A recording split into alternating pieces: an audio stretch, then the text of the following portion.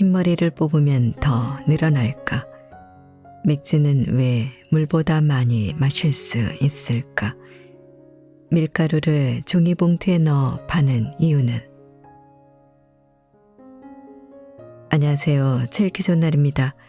오늘 소개할 책은 이 정도는 알아야 할 최소한의 잡합상시입니다.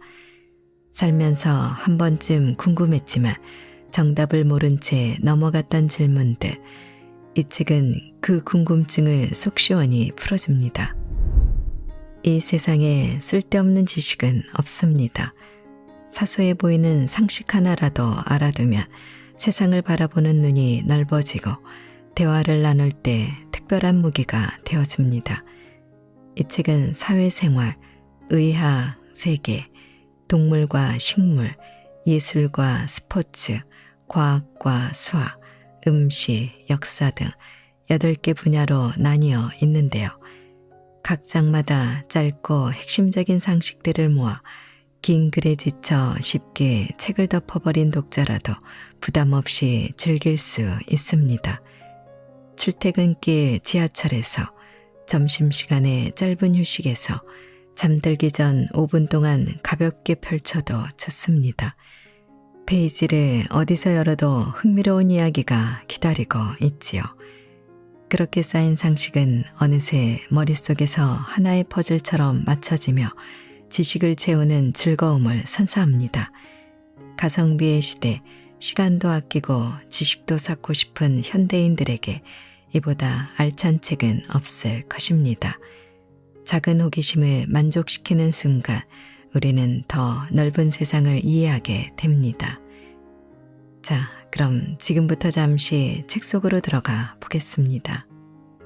오늘도 책 읽기 좋은 날과 함께 좋은 시간 보내세요. 구독, 좋아요, 사랑합니다.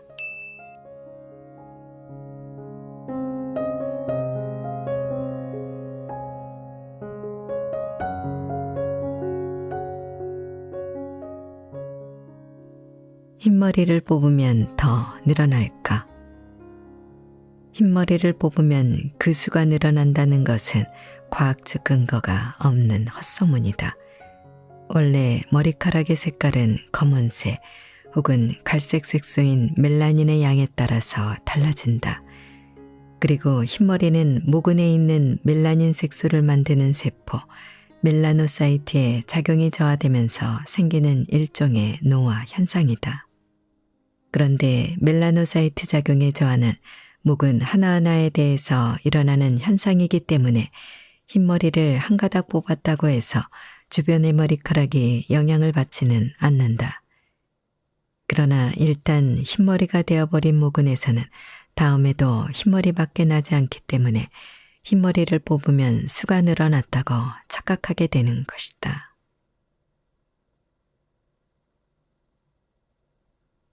심장암은 왜 없을까? 폐암, 위암, 전립선암 등 암은 머리끝에서 발끝까지 어디에나 발생할 가능성이 있지만 심장암은 들어본 적이 없다. 심장에 암이 생기지 않는 여러 가지 이유 중 하나는 심장의 온도에 있다고 한다. 암세포는 35도 환경에서 가장 번식하기 쉬운데 고열에는 약한 성질을 갖고 있다.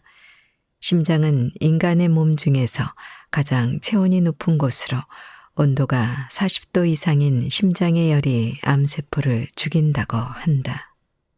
또 심장의 형태를 만드는 횡문근에서는 세포 분열이 거의 일어나지 않아서 세포가 번식하기 어려운 환경이다. 따라서 세포의 이상 번식인 암도 발생하기 어렵다고 한다. 장시간 자전거를 탈 때 숨어있는 중대한 위험이란? 건강관리에 대한 중요성이 높아짐에 따라 자전거로 통근하는 사람들이 늘고 있다. 그러나 자전거를 너무 많이 타면 특히 남성에게는 커다란 위험이 있다고 한다.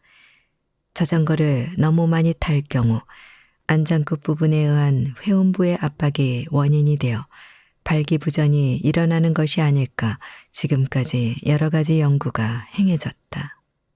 제25회 유럽 인간생식학회에서는 더욱 놀라운 연구 결과가 발표되었다.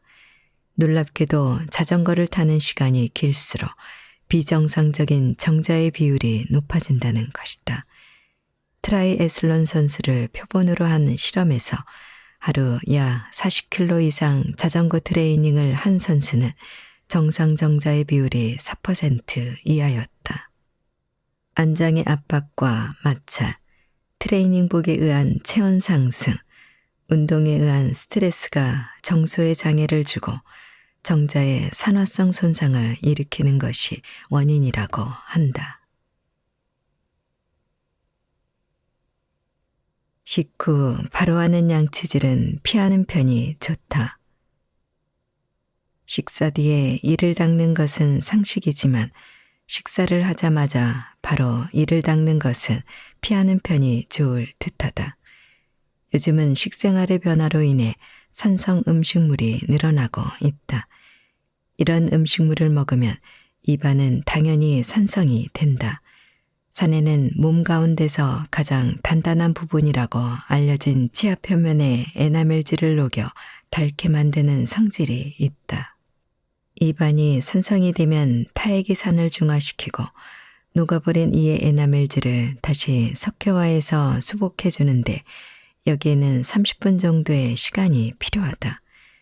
밥을 먹은 뒤 바로 이를 닦으면 산 때문에 말랑말랑해진 에나멜질이 수복되기 전에 깎아버리게 될지도 모른다.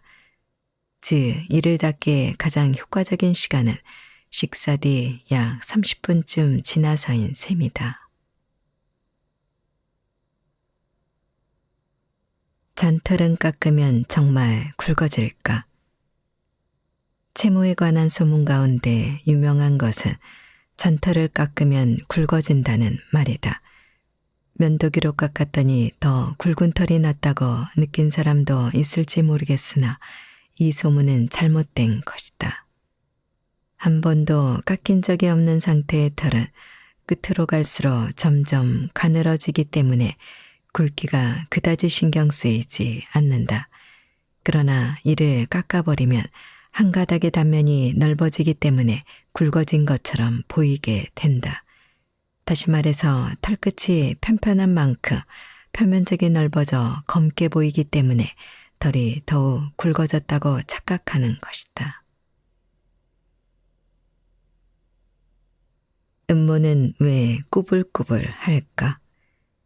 인간의 겨드랑이 털과 음모는 모두 꾸불꾸불하다.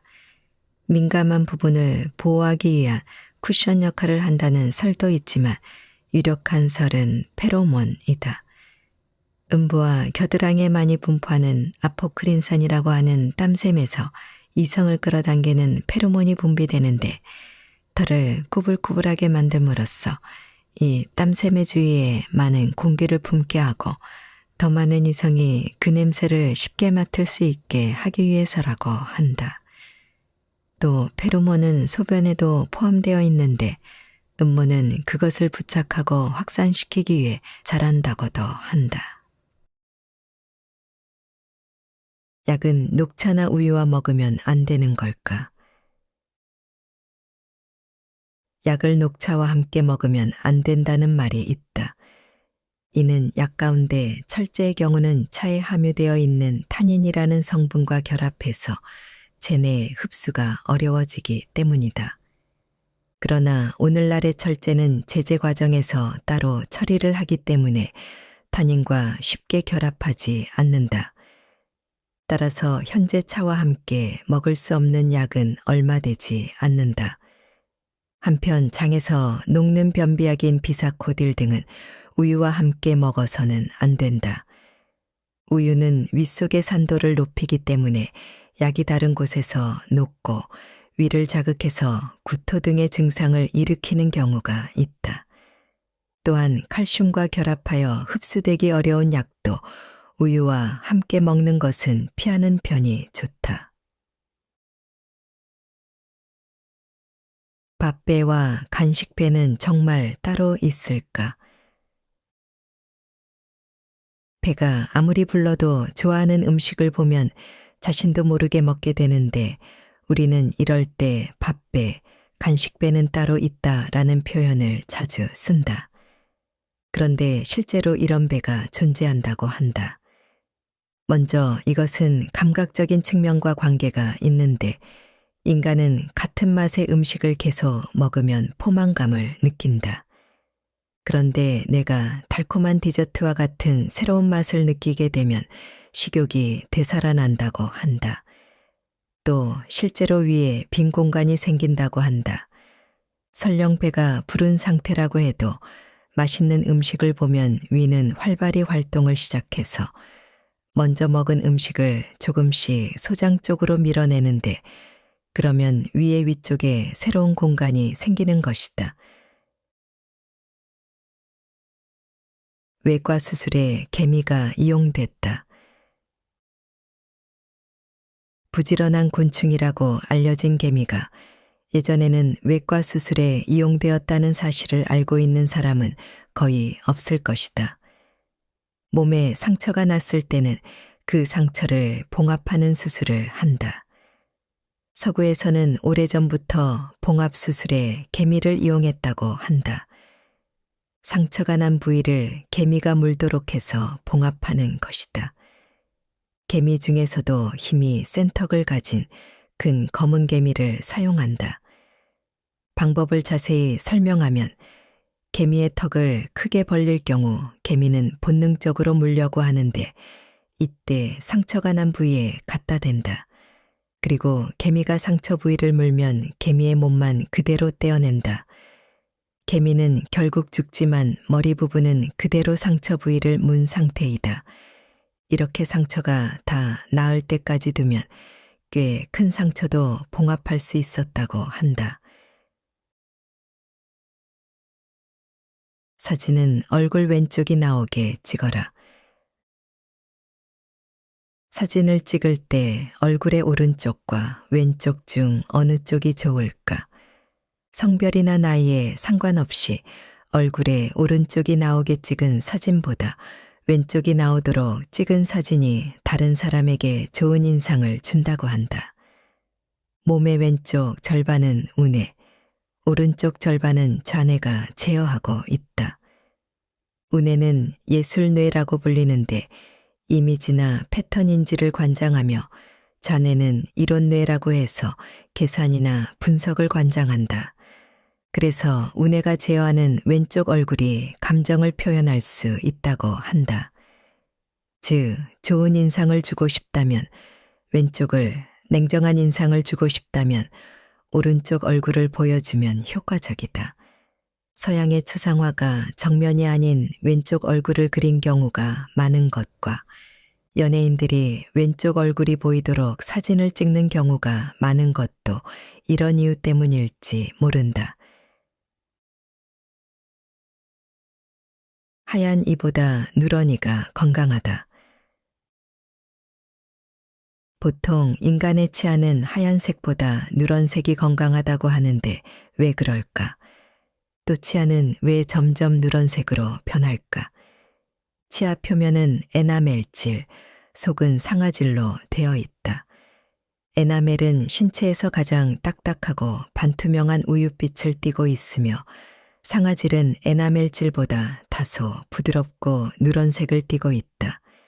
그리고 치아의 색은 대체로 에나멜질의 투명도 차이로 결정된다. 에나멜질의 투명도가 높은 치아는 안쪽 상아질의 누런색이 투명하게 보이며 투명도가 낮아서 우윳빛이 강하면 상아질의 누런색이 투명하게 보이지 않고 에나멜질의 하얀색이 보인다. 그런데 에나멜질의 투명도는 칼슘염에 의한 석회화 정도로 좌우되기 때문에 석회화 정도가 높으면 투명도가 올라간다. 석회화 정도가 높다는 것은 그만큼 건강하다는 뜻으로 석회화 정도가 높은 치아, 즉 누런 치아는 딱딱하고 건강하다는 말이다. 왜 맥주는 물보다 많이 마실 수 있을까? 같은 수분인데 왜 맥주는 물보다 훨씬 더 많이 마실 수 있을까? 그것은 몸이 맥주와 물을 받아들이는 방식이 다르기 때문이다. 물을 마시면 식도를 통해 위로 가서 잠시 저장된 후에 십이지장을 지나 조금씩 소장과 대장으로 보내진다. 수분은 소장에서 처음으로 흡수되는데 소장은 수분의 약 80%를 흡수하고 나머지는 대장이 흡수한다. 맥주에는 6에서 7%의 알코올이 포함되어 있는데 알코올은 위와 장에서 흡수된다. 따라서 알코올 일부가 위에서 흡수되는 과정에서 수분의 일부도 흡수된다. 그래서 맥주는 위에 큰 부담을 주지 않는다. 한편 물만 마신 경우 물은 위에서 거의 흡수되지 않고 대부분 장에서 흡수된다. 그래서 물은 위에서 오랜 시간 저장된 채로 남아있기 때문에 많이 마실 수 없다. 연고는 몇 분 안에 몸속으로 스며들까? 우리는 몸에 상처가 나면 연고를 바르고 세수를 한 후에는 로션이나 크림을 바른다. 이러한 연고나 로션 등이 몸속에 스며드는 데는 시간이 얼마나 걸릴까? 도쿄대학 연구그룹이 화상용 연고를 팔의 피부에 바르고 연고가 피부에 스며드는 상태를 조사했다. 피부 표면에 바른 연고가 시간이 경과할수록 얼마나 줄어드는지, 즉 피부 속으로 스며드는 양을 측정한 것이다. 이 실험에 의하면 연고는 처음에는 천천히 흡수되다가 22분 정도부터 흡수되는 양이 급격히 많아져서 1시간 후에는 99%가 흡수된다고 한다. 만약 핸드크림을 발랐을 경우라면 적어도 1시간은 손을 씻지 않는 편이 좋을 듯하다. 신체 중 가장 더러운 곳은 어디? 신체 중에서 가장 더러운 곳은 어디일까? 아마 많은 사람들이 항문, 콧구멍, 머리카락, 배꼽을 꼽지 않을까? 더러운 곳을 세균이 많은 곳이라는 의미로 해석하면 인간의 신체 중 가장 더러운 곳은 사실 발이다. 신발을 신는 부분, 특히 발가락 사이다. 여기에 대한 흥미로운 실험 결과가 있다. 한 박사가 병원 직원의 신체 각 부분에 멸균한 거즈를 붙이게 하고 8시간 일을 한 후에 거즈에 세균이 얼마나 부착했는가를 조사했다. 실험에 따르면 거즈에 부착한 세균은 어깨와 아랫팔이 가장 적었다. 이것을 1이라고 하면 신발 속에 발가락 사이가 가장 많은 140이었다고 한다. 실제로 어깨와 아랫팔에 있는 세균의 700배 정도라고 한다. 인간의 몸 중에 가장 땀을 많이 흘리는 부위는 인간은 보통 하루에 500에서 700ml 정도의 땀을 흘리는데 인간만큼 이렇게 땀을 많이 흘리는 동물은 없다. 땀의 성분은 99%가 수분이며 나머지는 염화나트륨, 암모니아, 요소 및 요산, 젖산 등으로 이루어져 있다.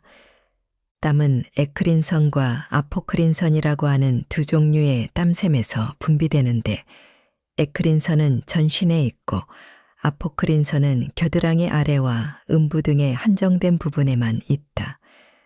그럼 인간의 몸 중 가장 땀을 많이 흘리는 곳은 어디일까? 성인의 에크린선 수는 300만 개 전후인데 가장 밀도가 높은 곳은 발바닥이며 가장 낮은 곳은 엉덩이다. 그러나 땀의 양은 땀샘의 수와 반드시 비례하지 않는다.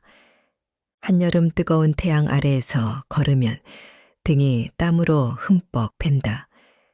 등도 땀을 흘리기 쉬운 곳이지만 가장 땀을 많이 흘리는 곳은 이마이다.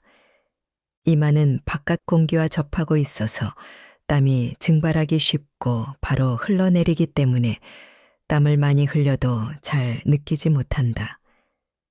다음으로 땀을 많이 흘리는 곳은 손과 발등이고 차례로 팔, 허리, 배, 등, 가슴 등이다. 술을 섞어 마시면 정말 더 취할까? 술의 종류를 여러 가지로 바꿔가며 마시는 이른바 짬뽕을 하면 심하게 취한다고 말하지만 과학적으로는 잘못된 지식이다. 취한다는 현상은 술에 포함되어 있는 에탄올이 체내의 신경계에 작용하여 그 기능을 상실시킴으로 인해 발생한다. 다시 말해서 취한다는 것은 섭취한 에탄올의 총량에 의해 결정되기 때문에 술의 종류를 바꾼다고 더 잘 취하는 일은 없다. 술의 종류를 바꾸게 되면 기분도 바뀌기 때문에 술을 더욱 많이 마시게 되어 결과적으로 에탄올의 섭취량이 늘어나는 것이 취하는 원인이라 생각된다. 꿈은 흑백일까? 컬러일까? 컬러로 된 꿈을 자주 꾸는 사람이 있다. 그러나 그런 사람은 소수이고 대부분의 사람은 색이 없는 꿈을 꾼다. 왜 꿈은 컬러가 아닐까? 여기에는 두 가지 이유가 있다. 실제는 컬러인데 그것을 기억할 때 잊어버린 경우와 또 하나는 처음부터 흑백의 꿈을 꾼 경우이다. 이 두 가지 이유 중에 후자가 타당한 듯하다. 꿈은 뇌가 기억한 것의 재현이다.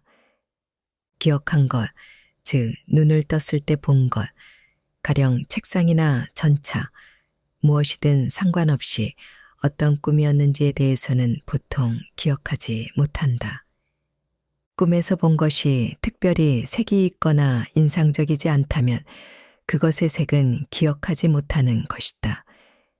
기억한 것이 색이 없는 것이라면 꿈은 기억의 재현이기 때문에 꿈에는 색이 나타나지 않는다. 다리 떨기의 의외의 효능. 앉아 있을 때 다리를 떠는 행동은 경망스러워 보여 좋지 않게 생각한다. 그런데 이 나쁜 습관이 건강에 좋다는 사실을 알게 된다면 고정관념이 바뀔지도 모른다. 앉아 있는 시간이 길면 당뇨병이나 심장병, 동맥경화 등에 걸리기 쉽고 사망 위험도 높아진다고 하는데 2015년 영국 런던 대학교의 연구자가 놀라운 연구 결과를 발표했다. 하루에 7시간 이상 앉아 있는 사람은 5시간 이하의 사람과 비교해서 사망 위험이 1.3배였는데 다리를 떠는 빈도가 중간이거나 많은 사람은 7시간 이상 앉아 있어도 사망 위험이 증가하지 않았다. 또 5에서 6시간 앉아 있는 사람이 다리를 떠는 경우에도 사망 위험은 저하했다. 다리를 떠는 행동은 다리의 혈류 개선을 촉진하고 냉증이나 붓기를 해소하는 효과 외에도 고관절을 자극해서 연골을 재생하는 등 많은 장점이 있다고 한다. 교회의 신부와 목사의 차이는 절에 스님이 있는 것처럼 교회에도 신부나 목사라 불리는 사람이 있다. 신부는 가톨릭 교회의 사제에 대한 경칭으로 영어로는 father라고 부른다. 이들은 신자의 영혼을 인도하는 아버지와도 같은 존재로서 신자의 고민을 들어주거나 상담을 하는 외에도 미사나 세례식, 장례식 등을 집행한다. 신부는 베드로를 시조로 하는 사도에서부터 대대로 내려온 성직이라는 위치를 차지하고 있는데 지금도 로마 교황을 정점으로 하는 조직의 일원이다. 한편 목사는 프로테스탄트 교회에서 교구, 교회의 관리, 신자를 지도하는 직을 말한다. 예수의 나의 양을 기르라는 말에서 태어났다. 신자의 상담에 응하는 것은 신부와 다를 바 없지만 어디까지나 교회의 일을 돌보는 역할이다. 또한 신부처럼 대대로 내려온 성직이라는 개념도 없다. 한편 신을 칭송하는 노래인 성가와 찬송가가 있는데 주로 전자는 가톨릭계, 후자는 프로테스탄트계에서 관용적으로 사용되고 있다. 굿바이의 굿은 신을 의미한다. 영어로 아침에는 good morning, 낮에는 good afternoon, 저녁에는 good evening이라고 인사를 한다. 하나같이 시간을 나타내는 단위에 굿이 붙은 말이다. 헤어질 때 하는 인사인 굿바이에는 시간을 나타내는 말이 아닌 바이가 들어있다. 사실 굿바이는 신이 당신과 함께 있으며 신께서 당신을 지켜주기를 이라는 의미인 God be with you를 줄인 것으로 상대방의 안전을 기원하는 말이다. 17세기에는 이미 be with you가 by로 축약되어 있었지만 갓이 굿으로 바뀐 것은 18세기다. 신의 이름을 입에 직접 담는 것을 피하기 위해 인사에 쓰이던 굿으로 바꾸게 되었다고 한다. 스님이 목탁을 두드리는 이유는 졸음을 쫓기 위해서다. 스님이 불경을 외울 때 목탁을 사용하게 된 이유에는 여러 가지 설이 있는데 가장 유력한 설은 졸음을 쫓기 위해서라고 한다. 예전에 목탁은 진짜 물고기를 본뜬 평평한 형태로 무언가를 알릴 때 소리를 내는 도구로 사용되었다. 여기에는 밤이나 낮이나 눈을 뜨고 있는 물고기처럼 수행을 게을리하지 말고 정진하라는 의미가 담겨져 있다고 한다.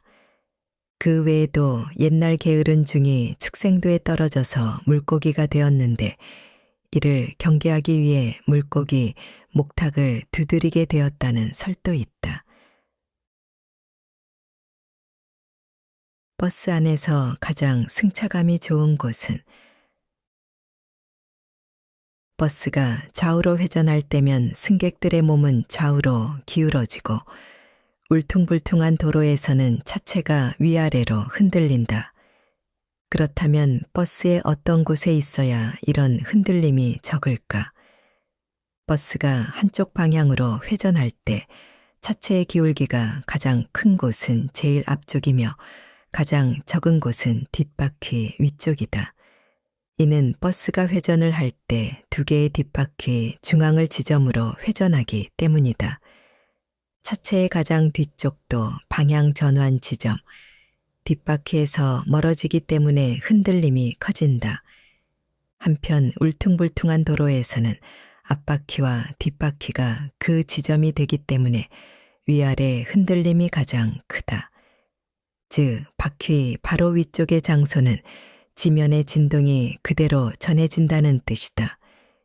위아래 흔들림이 가장 적은 곳은 앞바퀴와 뒷바퀴의 중간이다. 중간 부분은 양옆으로 기울어지는 현상도 적어서 버스 안에서 가장 승차감이 좋은 곳이다. 자동차 운전석은 왜 왼쪽일까? 세계 대다수의 나라가 자동차의 운전석이 왼쪽인데 비해 영국과 일본만 자동차 운전석이 오른쪽에 있다. 자동차가 탄생할 당시 대부분 차의 핸들은 차체의 오른쪽 혹은 중앙에 있었다. 1908년 뉴욕과 시카고의 모터쇼에 83대 미국 차가 전시되었는데 모두 핸들이 오른쪽에 있었다고 한다. 그런데 얼마 후 대중용차 중에서 핸들이 왼쪽에 있는 차가 등장했다. 바로 포드의 T형인데 포드가 차의 핸들을 오른쪽에서 왼쪽으로 바꾼 이유는 명확하지 않다고 한다. 하지만 이 포드 T형으로 인해 차의 핸들이 왼쪽으로 바뀌기 시작한 것은 분명하다. 포드 T형이 유럽과 미국에서 큰 인기를 얻자 다른 차들도 왼쪽 핸들 방식을 채택하게 되었다. 타이어 회사가 음식점 등급을 매기게 된 이유. 음식점의 맛과 서비스, 시설 등을 별의 개수에 따라 종합적으로 평가해서 등급을 매기는 책인 미쉐린 가이드. 프랑스의 타이어 회사인 미쉐린이 왜 음식점 등급을 매기게 된 것일까? 미쉐린 가이드가 프랑스에서 발행된 1900년은 부유층을 중심으로 드라이브가 여가 활동으로 부상하기 시작할 무렵이다. 그런데 당신은 도로 사정이 불편했기 때문에 자동차에 고장이 잦았다. 안심하고 드라이브를 즐기기 위해서는 주유소는 물론이고 자동차 수리 공장의 위치를 파악해 두는 게 필수였다. 그래서 타이어 수요를 예상하기 위해 미쉐린이 생각해낸 방법이 자동차 수리 공장과 주유소를 게재한 지도를 만드는 것이었다. 거기에 호텔과 레스토랑 등의 소개를 싣고 무료로 배포하기 시작했는데 이것이 바로 미쉐린 가이드의 기원이다. 10% 할인과 10%포인트 적립 가운데 어떤 것이 더 독일까? 포인트 카드는 전자제품 판매점이나 슈퍼마켓 등에서 도입하고 있는데 과연 10% 포인트 적립과 10% 현금 할인 중 어느 쪽의 할인율이 더 높을까? 예를 들어 10만 원짜리 상품이 있다고 하자. 현금 10% 할인의 경우 가격은 9만 원이 된다. 한편 10%포인트 적립의 경우는 다시 말해서 10만 원으로 11만 원어치 물건을 살 수 있다는 뜻이다. 즉, 차액인 1만 원을 11만 원으로 나눈 수치가 할인되는 셈이다. 이 경우의 할인율은 9.1%, 10% 할인하는 쪽이 약 1% 정도 할인율이 높다. 포인트 적립은 계열 점포에서만 사용할 수 있으며 사용할 때까지 할인을 받을 수 없다는 단점도 있다. 그런 점을 생각해 보면 사실은 그렇게 득이 되는 편이 아닐지도 모른다. 복권에 당첨되기보다 운석에 맞아 죽을 확률이 더 높다. 누구나 일생에 한 번은 당첨되길 바라는 복권의 1등. 2014년 미국 툴레인 대학교 지구과학부 교수 스티븐 넬슨 씨는 충격적인 논문을 발표했다. 그에 따르면 사람이 평생 동안 자동차 사고를 당할 확률은 90분의 1, 화재 사고를 당할 확률은 250분의 1, 회오리 바람으로 인해 피해를 입을 확률은 6만 분의 1, 벼락으로 인해 피해를 입을 확률은 13만 5천 분의 1, 상어의 습격을 받을 확률은 800만 분의 1이고 미국의 복권인 파워볼에 당첨될 확률은 1억 9,500만 분의 1이라고 한다. 그리고 국지적인 운석, 소행성, 해성의 충돌로 죽을 확률은 160만 분의 1. 복권에 당첨될 확률보다 운석에 맞아 죽을 확률이 100배 이상 높다는 결과가 나왔다고 한다. 베토벤의 엘리제를 위하여의 주인공은 테레제이다. 베토벤이 1810년 발표한 피아노고 엘리제를 위하여는 누구나 들어본 적이 있을 것이다. 하지만 이 공명은 악보에 쓰인 엘리제를 위하여 4월 27일이라는 자필 기록 때문에 베토벤이 죽은 뒤 붙여졌다고 한다. 그러나 엘리제가 누구인가 하는 의문은 오랫동안 풀리지 않았는데 20세기에 접어들어 빌저 연구가가 이를 감정한 결과 엘리제를 테레제라고도 읽을 수 있다는 사실이 밝혀졌다. 이로 인해 베토벤이 결혼하고 싶어 하던 자신의 제자인 테레제 말파티에게 헌정한 곡이라고 결론 지어졌다. 그런데 이야기는 여기에서 끝나지 않는다. 2009년 새로운 설이 등장했는데 엘리제라고 불리던 베토벤 지인의 누이인 엘리자베스 뢰케를 위해 쓴 곡이라는 주장이 나온 것이다. 엘리제인가 테레제인가 하는 의문은 아직도 미궁 속에 빠져 있다. 불면증을 위한 바흐의 변주곡. 밤에 잠을 못 이루는 사람에게 안성맞춤인 클래식이 있다. 1741년 바흐가 불면증으로 고통을 받던 백작을 위해 만든 골드베르크 변주곡이다. 밤에 좀처럼 잠을 이루지 못하는 불면증 환자였던 러시아 대사인 카이저링크는 매일 밤 골드베르크라는 챔발로 연주자를 고용하여 잠을 자기 전에 옆방에서 연주를 하게 했다. 그래도 잠을 이루지 못했던 그는 바흐에게 잠이 오는 곡을 의뢰했다. 예전부터 백작에게 신세를 졌던 바흐가 만든 곡이 바로 골드베르크 변주곡이다. 그런데 효과가 있었을까? 소문에 의하면 큰 효과가 있었는지 백작은 자주 골드베르크 변주곡을 신청했다고 하니 밤에 잠을 이루지 못하는 사람들은 한번 들어보는 것도 좋을 듯하다. 악보는 왜 이탈리아어로 표기할까? 악보에 알레그로 빠르게나 포르테 강하게와 같이 곡을 어떻게 연주하고 노래할지를 나타내는 지시어는 모두 이탈리아어다. 그런데 지시어뿐 아니라 오페라나 소나타, 콘체르토라는 단어도 모두 이탈리아어다. 독일어권 음악가인 모차르트, 바흐, 베토벤도 음악에서 사용하던 언어는 물론 이탈리아어였고 영국과 프랑스의 작곡가도 마찬가지다. 이것은 클래식 음악의 기초는 이탈리아에 있고 17에서 19세기 초반의 음악가들이 이탈리아를 동경했기 때문이라고 한다. 일단 이탈리아어 용어와 표기가 정착된 뒤에는 각 나라의 언어로 번역하는데 시간이 걸려서 음악가에게 이탈리아어가 공통어가 된 것이다. 전자레인지는 왜 회전을 할까? 전자레인지에 조리하는 음식을 넣고 전원을 켜면 음식을 올려놓는 판이 회전을 하는데 왜 그런 것일까? 전자레인지는 전파, 전자파로 식품을 가열하는데 여기에는 마그네트론이라는 일종의 진공관이 있다. 그곳에서 전파, 고주파 마이크로파가 발사되며 이것이 식품 속에 들어있는 수분을 격렬하게 진동시킨다. 그러면 물 분자가 서로 부딪히며 마찰열을 발산해서 식품을 내부에서 가열한다.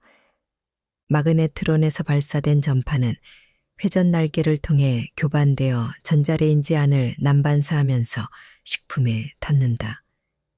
전파가 식품에 골고루 닿지 않으면 식품은 균일하게 가열되지 않아서 뜨거운 부분과 차가운 부분이 생긴다. 전자레인지에 판을 회전시키는 이유는 조리를 하는 음식에 골고루 전파가 닿도록 하기 위해서다. 형광등 끝부분은 왜 검게 변할까? 형광등을 오래 쓰면 끝부분이 검게 변한다. 검은 부분이 짙어지면 깜빡거리고 머지않아 수명이 다한다. 끝부분의 검게 변한 정도가 형광등 교체의 기준인데 그럼 왜 형광등은 오래 쓰면 검게 변할까? 보통 전구는 전선 안에 전기가 흘러서 전선이 빛을 내며 형광등은 방전등으로 방전을 통해 형광체가 빛을 낸다. 즉 형광등에 전기가 통하면 양 끝부분의 전극에서 전자가 방전되고 그 전자가 관내의 수은전자와 충돌해서 자외선을 발생시킨다. 이것이 관의 내부에 칠해진 형광체에 닿아서 눈에 보이는 가시광선으로 변환된다. 양쪽의 전극에는 방전을 쉽게 하기 위해 방전 물질이 코팅되어 있는데 계속 사용하면 형광등의 열등에 의해 벗겨진다. 형광체의 끝이 검게 변하는 이유도 이 방전 물질이 벗겨져서 없어지기 때문이다. 뜨거운 물은 저으면 왜 더 뜨거워질까? 뜨거운 물을 받아놓은 욕조에 들어가 있을 때 가만히 있으면 그다지 뜨겁게 느껴지지 않는다. 그런데 뜨거운 물을 휘젓거나 몸을 움직일 때 더 뜨겁게 느껴져서 참지 못하고 욕조에서 튀어나온 경험이 있을 것이다. 같은 온도의 물인데 왜 휘저으면 더 뜨겁게 느껴질까? 뜨겁게 느끼는 것은 착각이 아니고 실제로 피부 주위의 물이 뜨겁기 때문에 피부가 뜨겁게 느끼는 것이다. 욕조에 들어가면 몸이 따뜻해진다. 몸이 따뜻해진다는 것은 관점을 달리하면 몸이 뜨거운 물의 열을 빼앗는다는 뜻이며 열을 빼앗긴 뜨거운 물은 그만큼 온도가 낮아진다. 욕조 안에서 움직이지 않고 가만히 있으면 뜨거운 물은 몸의 열을 빼앗겨서 온도가 내려간다. 그래서 뜨거운 물속이라도 가만히 있으면 참을 수 있다. 그러나 뜨거운 물을 휘저으면 열을 빼앗겨 온도가 내려간 물이 밀려나고 바깥에 있던 뜨거운 물이 들어와서 피부에 닿기 때문에 다시 뜨거워진다. 녹음한 자신의 목소리가 낯설게 들리는 이유. 녹음한 자신의 목소리가 늘 듣던 자신의 목소리와 다르게 들리는 원인은 소리가 들리는 방법에 있다.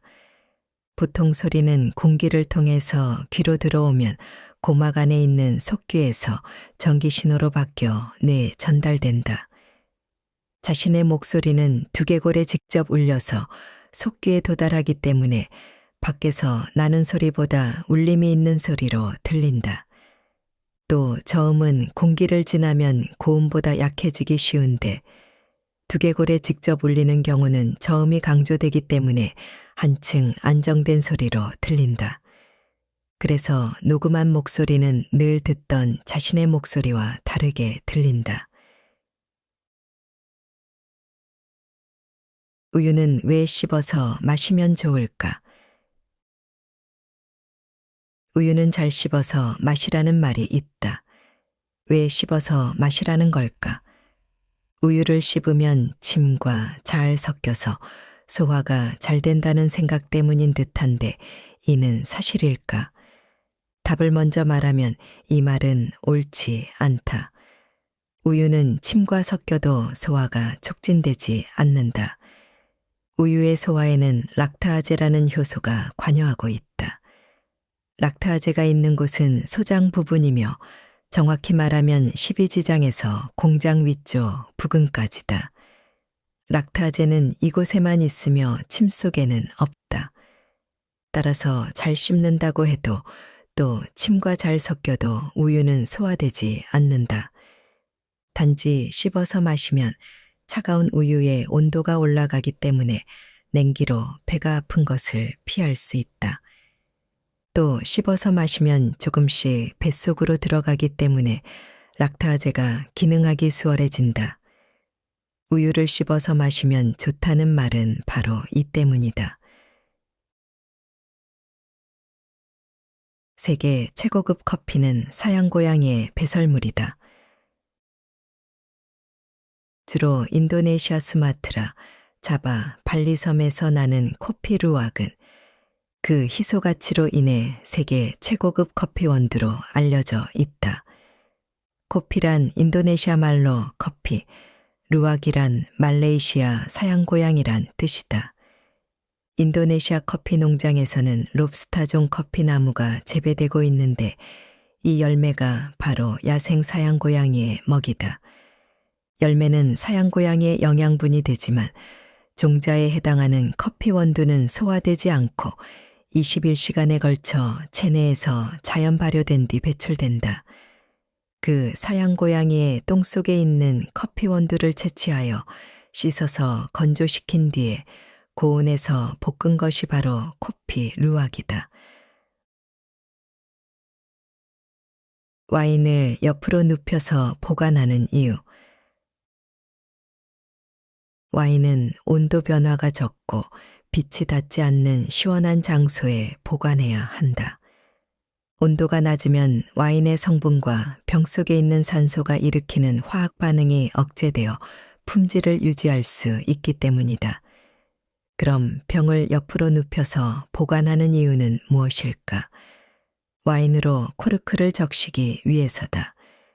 코르크 막에는 탄력성이 좋고 공기가 적절히 통해서 와인의 숙성에 적합하며 잘 부패하지 않는다는 장점이 있다. 그러나 건조되면 수축해서 탄력성을 잃고 딱딱해져 버린다. 건조된 코르크는 공기가 대단히 잘 통하기 때문에 와인이 산화를 일으키고 마개를 뺄 때 코르크가 잘 부서지기도 한다. 세계에서 가장 영양가 없는 채소는 오이. 여름 채소를 대표하는 오이는 딱히 눈에 띄는 영양 성분이 없어서 세계에서 가장 영양가 없는 채소로 기네스북에 오른 적이 있다. 오이는 90%가 수분이어서 먹으면 몸에 열을 식혀주기 때문에 체온 조절에 뛰어난 효능이 있다. 또 비타민C를 파괴하는 성분이 포함되어 있어서 다른 채소와 함께 먹을 때에는 주의가 필요하다. 단 이 성분은 가열하거나 산이나 식초에 담그면 사라지기 때문에 볶거나 절이면 문제가 없다. 설탕에는 유통기한이 없다. 식품위생법에 의하면 설탕에는 유통기한이 정해져 있지 않다. 그 이유는 설탕은 야채처럼 수분을 많이 포함하고 있지 않아서 세균으로 인해 썩지 않기 때문이다. 보존 상태에 따라 다르지만 잘 관리하면 몇 년은 먹을 수 있다고 한다. 너무 건조한 장소에 두면 수분이 증발해서 딱딱해지는 경우도 있는데 다시 종이 위에 펼쳐서 물을 분무하거나 부셔서 사용하면 문제는 없다. 흑설탕은 수분이 많아서 맛과 냄새가 변하는 경우도 있기 때문에 유통기한이 표시된 것도 있다. 흰색 달걀과 갈색 달걀은 영양가가 다르다. 슈퍼마켓에 달걀 판매대에 가면 흰색과 갈색 달걀이 있다. 일반적으로는 날개가 갈색인 달기갈색 달걀을 낳고 날개가 흰색인 닭이 흰 달걀을 낳는다고 알려져 있는데 실제로는 닭의 품종에 따라 껍데기의 색이 결정된다고 한다. 그런데 달걀의 색에 따라 영양가에도 차이가 있을까? 사료 등의 조건이 똑같다면 껍데기 색의 차이와 영양가는 관계가 없다. 밀가루를 종이봉투에 넣어 파는 이유는 쌀이나 설탕은 폴리에틸렌 포장에 넣어서 파는데 밀가루는 종이로 만든 봉투에 넣어서 파는 이유가 무엇일까? 사실 이것은 밀가루가 호흡을 하고 있기 때문이다. 밀가루는 폴리에틸렌 비닐과 같은 밀폐 상태면 호흡을 할 수 없고 열을 방출하지 못해 눅눅해지기 쉽다. 그렇다고 통기성을 중시하면 습기를 흡수해서 변질되기 때문에 습기는 통하지 않고 공기만 통하는 특수한 종이 포장을 하는 것이다. 최근에는 폴리에틸렌 봉투에 넣은 밀가루도 팔고 있는데 가정용 밀가루의 경우 소량에다 보존기간이 비교적 짧아서 통기성은 크게 문제가 되지 않기 때문이다. 일주일의 시작은 왜 일요일일까? 달력을 보면 일주일의 시작은 일요일로 되어 있다. 그러나 고대에는 일주일이 토요일에 시작되었다. 참고로 이집트 사람이 처음으로 요일을 사용했다고 한다. 로마 시대의 역사가인 카시우스가 쓴 역사책에는 지구에서 본 혹성과 태양, 달의 순서를 근거로 해 요일의 순서가 토일, 월화, 수, 목, 금이라고 소개되어 있다. 일주일의 시작이 일요일이 된 것은 기독교의 복음과 관계가 있다. 예수가 부활한 날이 일요일이어서 그날을 신과 함께 보내는 안식일로 정하고 일주일의 시작이 되었다고 한다. 예전에는 눈병 치료에 모유를 사용했다. 예전 유럽에서는 맞아서 눈이 충혈되거나 아플 때 눈에 모유를 넣으면 낫는다고 믿었다. 즉, 모유가 눈병 치료에 사용되었다. 특히 모유의 꿀과 수선화즙을 섞은 것이 큰 효과가 있다고 믿었다. 기원전 1세기 로마의 박물학자인 플리니우스의 박물지에는 여성의 모유를 이용하는 다양한 방법이 소개되어 있다. 책에 의하면 여성의 모유는 열병과 배의 병에 크게 효과가 있고 특히 단유, 젖대기를 한 여성의 모유는 효과적이라고 한다. 또 모친과 딸의 모유를 섞어서 갈면 눈병에 전혀 걸리지 않으며 소량의 기름을 섞은 모유는 귓병에도 효과가 있다고 한다. 아이섀도는 재충을 위한 것이었다. 눈가에 음영을 주어 얼굴 전체를 입체적으로 보이게 하는 효과가 있는 아이섀도. 그 역사는 오래되어서 기원전 3500년경의 이집트 여성들은 이미 아이섀도를 사용했다고 한다.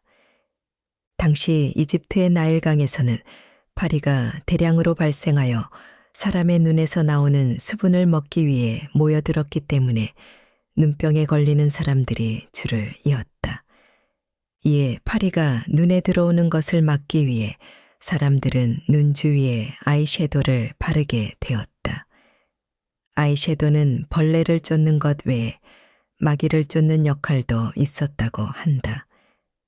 아이섀도를 하는 풍습은 그리스, 로마 시대까지 계승되었고 훗날 베일로 얼굴을 가리는 아라비아 여성의 화장으로 계승되었다. 일반에게 보급된 것은 20세기 중반에 접어들어서다. 하이힐을 유행시킨 사람은 루이 14세. 하이힐은 중앙아시아 기마 민족의 구두가 기원이지만 오늘날 하이힐의 원형은 17세기에 등장했다. 프랑스의 루이 14세는 160cm의 작은 신장을 커버하기 위해 하이힐을 즐겨 신었는데 당시 패션 리더였던 남성 귀족들도 루이 14세를 따라 하이힐을 애용했고 이것이 유행하게 됐다고 한다. 또 당시 유럽은 하수도가 없었던 탓에 도로는 분뇨와 쓰레기로 넘쳐났고 이런 상황 속에 옷자락이 더러워지는 것을 막기 위해서라도 하이힐은 필수품이었다고 한다. 링컨은 소녀의 조언을 듣고 수염을 길렀다. 노예 해방 선언으로 유명한 에이브러햄 링컨은 1809년 2월 12일 미국 켄터키주에서 태어났다. 그는 37살 때 연방 하원의원이 되어 정계에 진출한 뒤 51살에 공화당 소속으로 대통령 선거에 출마했다. 링컨은 대통령 선거 운동 중 11살 소녀로부터 편지를 받았다고 한다. 편지에는 당신의 얼굴은 너무 말라서 수염을 기르는 편이 보기에 좋을 듯 합니다. 라고 씌어 있었다. 링컨은 소녀의 조언에 따라 수염을 길렀는데 효과가 있었는지 선거에서 승리했으며 미국 역사상 처음으로 수염을 기른 대통령이 됐다. 버터는 원래 약이었다.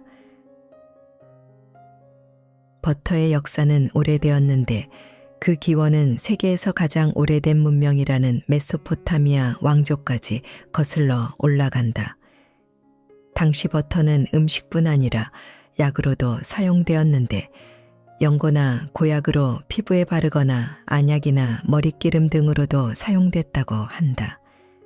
유럽에서는 6세기 프랑스부터 버터를 사용하기 시작했는데 같은 시기에 인도에서 중국과 한국을 거쳐 불교와 함께 일본에도 전해졌다.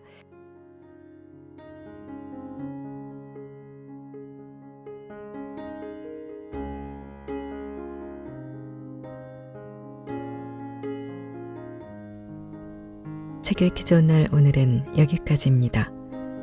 안전하고 포근한 시간 보내세요. 사랑합니다.